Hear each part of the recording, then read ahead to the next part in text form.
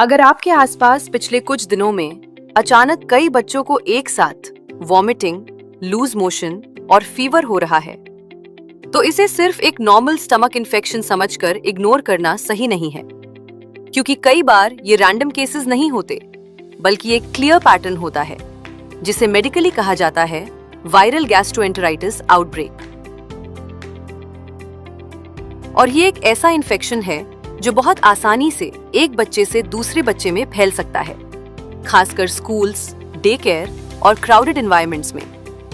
अब इसे बिल्कुल सिंपल तरीके से समझते हैं। वायरल गैस्ट्रोएंटेराइटिस एक इन्फेक्शन है जो हमारे बॉडी के स्टमक और इंटेस्टाइन्स को अफेक्ट करता है।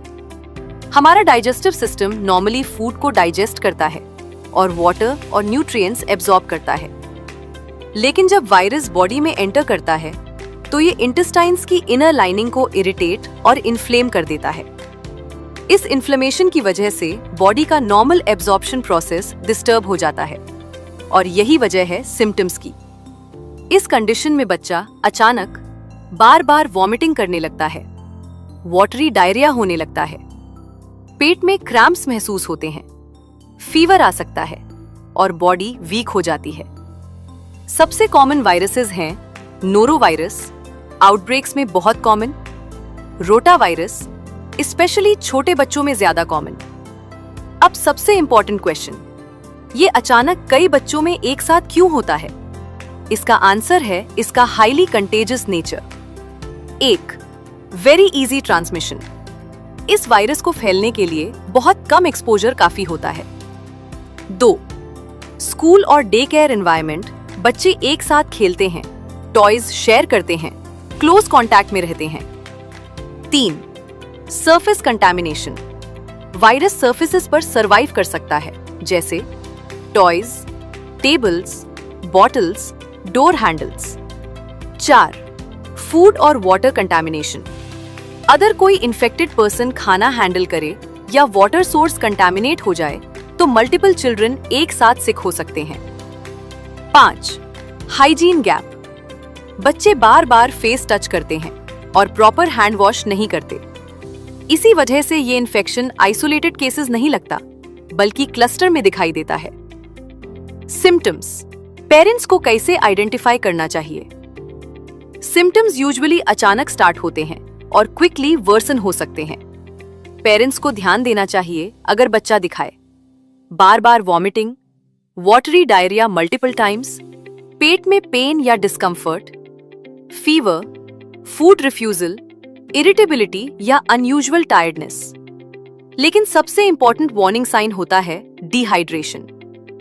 डिहाइड्रेशन सबसे बड़ा रिस्क। डिहाइड्रेशन का मतलब होता है बॉडी में वाटर और सॉल्ट्स की कमी, और बच्चों में ये बहुत फास्ट डेवलप हो सकता है। वार्निंग साइंस: यूरिन बहुत कम आना, ड्राई माउथ और लिप्स, टीयर्स का ना आना, संकन आईज, बच्चा बहुत वीक या अनयूजुअली स्लीपी हो जाना। ये संकेत बताते हैं कि body fluid loss critical level पर जा रहा है। अब सबसे प्रैक्टिकल पार्ट, सबसे इंपॉर्टेंट गोल है हाइड्रेशन मेंटेन करना। ORS सॉल्यूशन बार बार छोटे सिप्स में दें। कोकोनट वाटर या क्लियर फ्लूइड्स दें। बच्चे को फोर्स ना करें, धीरे धीरे फ्लूइड्स दें।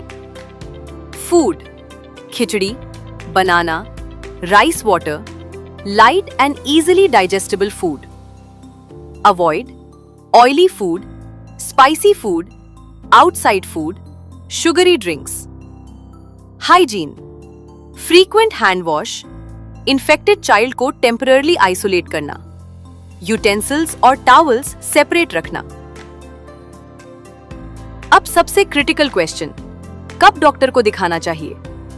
आपको तुरंत पीडियाट्रिशियन से कंसल्ट करना चाहिए अगर बच्चा लगातार वॉमिटिंग कर रहा हो और फ्लूइड्स रिटेन नहीं कर पा रहा हो, 6 से 8 आवर्स से यूरिन नहीं हुआ हो, बच्चा बहुत ज्यादा वीक या लेथार्जिक हो, फीवर हाई और परसिस्टेंट हो, स्टूल या वॉमिट में ब्लड दिखाई दे, डिहाइड्रेशन के साइंस क्लियरली विजिबल हो।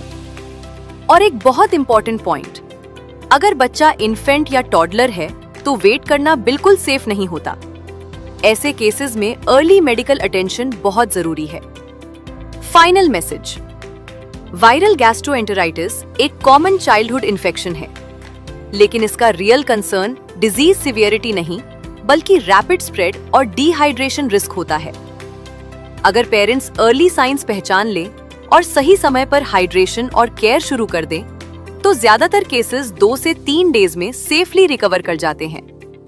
अवेयरनेस ही बच्चों को कॉम्प्लिकेशन से बचाने का सबसे पावरफुल टूल है।